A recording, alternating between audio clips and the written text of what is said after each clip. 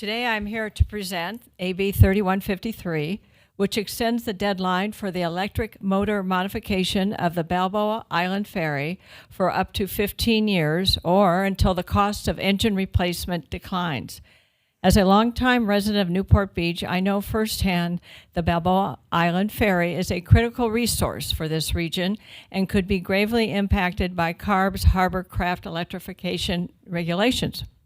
Seymour Beek, the owner of the ferry, came to me in January 2023, sharing the terrible possibility that he may have to close the 120-year-old privately owned ferry business. When I met with CARB about an extension for Mr. Beek, they noted there would be flexibility for the ferry with regard to extensions.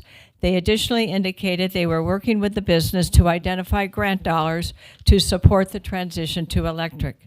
And I am grateful for CARB's support in this manner. Thus far, one ferry still has the deadline of December 2025, and two others have been extended to December 2026. In March, the ferry was offered $8.3 million from the Advanced Technology Demonstration and Pilot Project Program, of which $7.9 million will be used for the ferry's electrification. While the ferry is working hard to apply and receive grant dollars to support transition, unfortunately, there are no proven motor battery systems that can easily be adapted to the three ferries that operate 800 feet between Balboa Island and the Balboa Peninsula in Newport Beach. Another hurdle the business faces is financial strain.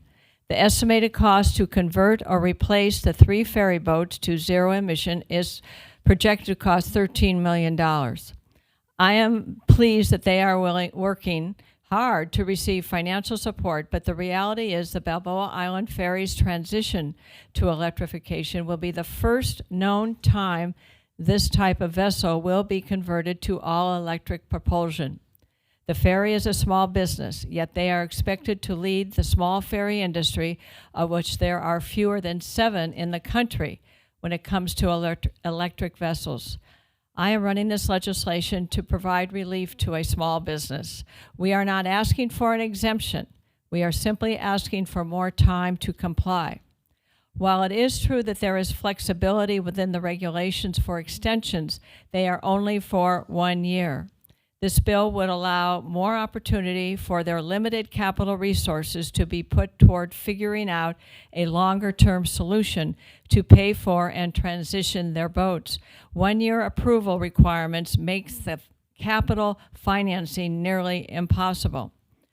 The Balboa Island Ferry plays a key role in the fabric of the community of Newport Beach area and all of Orange County. AB 3153 would allow the company more time to comply with CARB's electrification regulations. With me here today is the owner and son of the founder of the Balboa Island Ferry, Seymour Beek, and his nephew, Joe Beek. Thank you, committee members. Let me go into a little bit of history to start with. When my father founded the Balboa Island Ferry in 1919, he did so with an 18-foot rowboat powered by an outboard motor. And it was a very small community in those days. As the community has grown, and the demand for ferry service has grown, they went from single-car ferries to 2-car ferries, and finally to our existing 3-car ferries, which are 64 feet long and seem to be kind of the optimal size for the water space that we work in. My family has been involved in the ferry from the beginning, and various family members have worked as crew members and captains on the ferries, but it has never been our primary source of income or occupation. We've all had other things to do, but we've maintained the ferry service as a public service, and as Diane mentioned, it is very popular and used by about 1.5 million people a day, or a year today. So we got hit with this CARB regulation about 2 years ago, and we immediately began to look into it from a technical standpoint to see if we could conform. It's not easy to find people to take on this kind of a project. This is a specialty in the engineering field.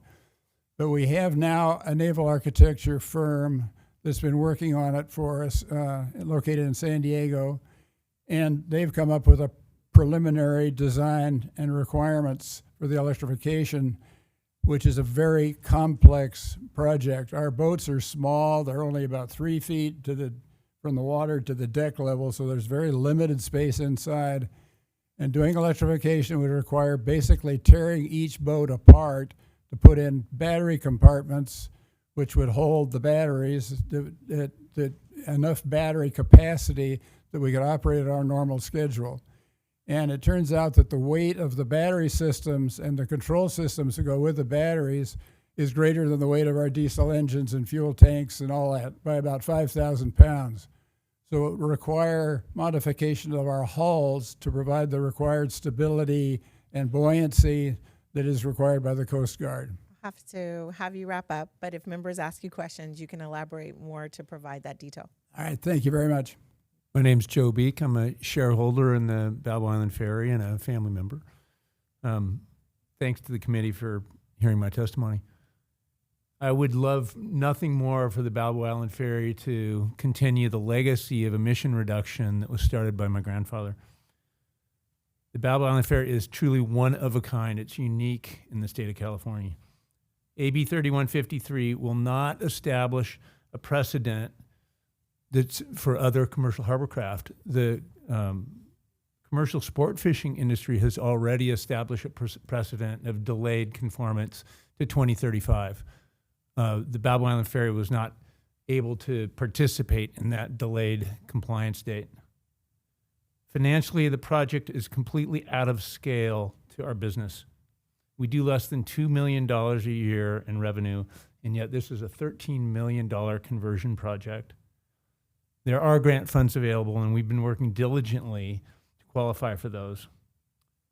Grant match requirements of 20%, which is common, would cost us over $2 million. This is an extreme hardship for our small enterprise. This is not an investment that will result in higher profit or increased revenue. Additionally, as a private enterprise, potential income tax liabilities of up to $1 million could bankrupt family members if we are hit with those. No grant programs will pay income tax. Although there are extensions available, we're a small business with one administrative staff member.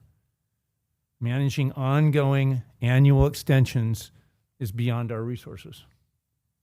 As one of the smallest and least able to comply operations in the state, it's not sensible for the Balboa Island Ferry to be at the leading edge of this technological change. Thank you, and I respectfully ask your support of AB 3153 to allow us to keep our family business afloat.